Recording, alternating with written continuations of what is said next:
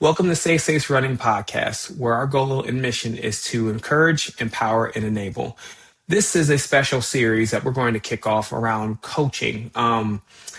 I have recently started getting into the coaching space officially now, but I feel like there's a lot of noise that we come across in social media and different avenues. But we wanted to take some time to really sit back and talk with well-established coaches who've been around the game, made their paces here and there.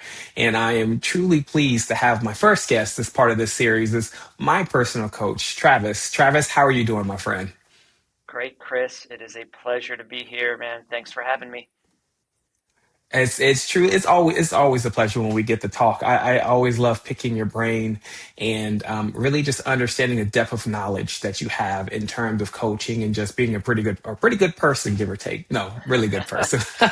So I we haven't really talked about it much, but everyone has their different reasons to what they do. So my first question, you being, is what is your why? Why did you decide to go into coaching?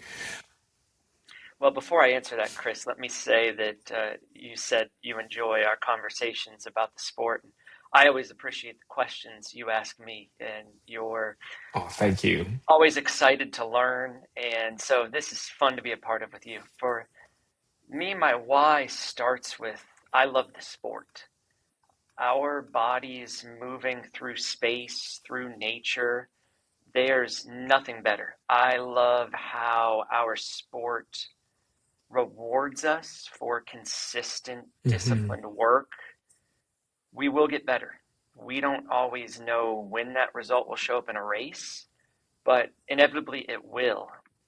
And running also provides such amazing opportunities for growth, opportunities for redemption, overcoming obstacles, setbacks, challenging ourselves, and through all that, never giving in. It is the great metaphor for life. So that's the sports side of it. But for me, when it comes specifically to coaching, I coach because I love people. Uh, to you, Chris, I love the time that we get to spend together. I believe we are all called to serve one another and to share our gifts. And that's part of why I love what you're doing right now. We accomplish things together through running that we could not accomplish alone. And so, at a personal level, I've made so many of my dearest friends through this sport, both teammates and athletes I've helped guide in training. And so, that's super meaningful to me. And then, I guess the final layer to that, Chris, is the outside narratives like to tell us that this is a polarized, divided world. And Hmm. I don't believe it. I think we have so much more in common than we do different. And this sport and working with other athletes helps reinforce that. I was at the Richmond Marathon this past weekend, Chris, with a number of athletes who I coach from actually different parts of the country were there. And Wow. uh, it's awesome to see a field of among the 8K half marathon and marathon, 20,000 people with the same kind of Mm. goals, uplifting one another. And it's easy to think what social media presents or what television presents as reality, but boots on the ground, there was a lot of smiles. There was a lot of people trying to help one another, trying Yeah. to motivate one another. So, um, while I do believe life can be difficult and we face challenges, the chance to serve others and together make life a little gentler, to taste success, cultivate that spirit of optimism, camaraderie, hard work. That's my ultimate why. Hmm. As that speaks so much to how you are both as a person and a coach in the sense of wanting to serve, which really goes perfect with the topic. We talk about this. We've talked about this in different avenues. Um, the term of grace, and I think that your coaching methodology really centers around, of course, servitude and having grace for your athletes in a sport to where we're so often so critical of ourselves. We're so critical of our performances. We're very self-conscious of where our abilities stand. And I think it's so important for us as like, I employ this now with the athletes that I have, is that concept of grace. So my question to you, next one being, is that what does that coaching with grace mean for you? And how do you really try to incorporate that with the athletes that you work with? Mm. So we are all our own harshest critics. And I believe it's important that I offer a voice that says, yes, you need to be accountable. You need to work to reach your goals. But also, I believe in you.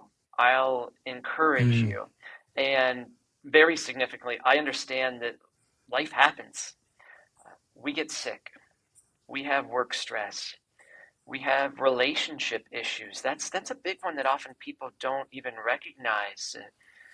A breakup or something at home, and it's just very stressful. And all of those things go into the same bucket of stress as where our running workouts stress our bodies.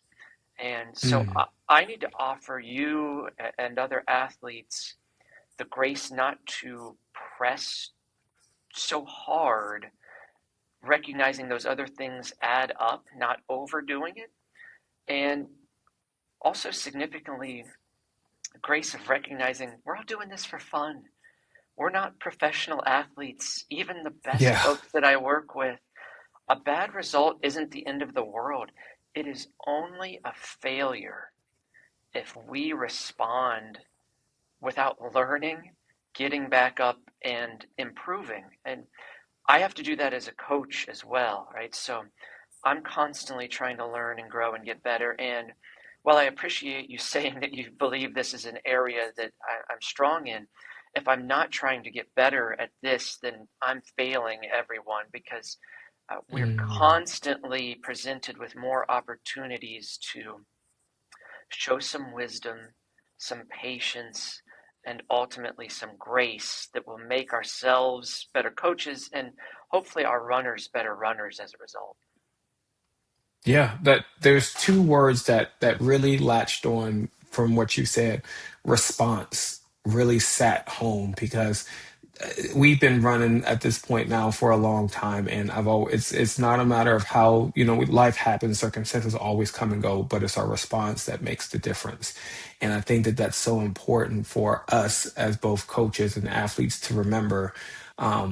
Just that it's how we learn and grow from those and adapt for those different circumstances. That takes me back to even, our blocks and when we train, and just marathon thinking. I'm thinking back to, having to pivot a lot, especially when we did our first Chicago marathon last year, when you took me on as part of your training crew. And I was coming off injury, and I was like, I don't know if we're gonna make it, but you were willing to, as a coach. I thought it was really helpful for me for you to respond to my injury concerns with the pivot and encouragement to say that we'll get through, we'll have to adjust, but having that grace to be like, we can still make through this together, and we can still be successful in that measure. Response was really good. And then patience too. I think it's easy for us to try to rush progress. The one thing that I've personally been learning as I've been working with athletes now is just being patient with your runners. Not necessarily like, I'm impatient of their, certain things that they're doing. No, it's the sense that progress in running is a long time sport from what I've learned over the years, and being patient with that progress with our athletes, and athletes being patient with their own progress to make sure that, Rome wasn't built in a day, as we know the expression goes. So I really like that you pointed those two things out for us to recall. Um, Yeah, well, the Chris, last thing I have for you now that go ahead. I'm sorry. yeah, I was just going to add there briefly. I'm sorry to interject because Yeah, I like what you no, go said, and for it it. and it created a couple more thoughts for me. Is uh, one, there's a big difference between reacting and responding, and patience is interwoven there. Um, but you spoke to it's a long-term endeavor.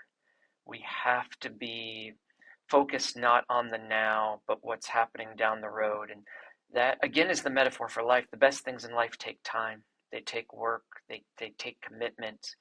And we have to be willing to sacrifice maybe what we hope to get in the short term to be better as coaches and athletes in the long term.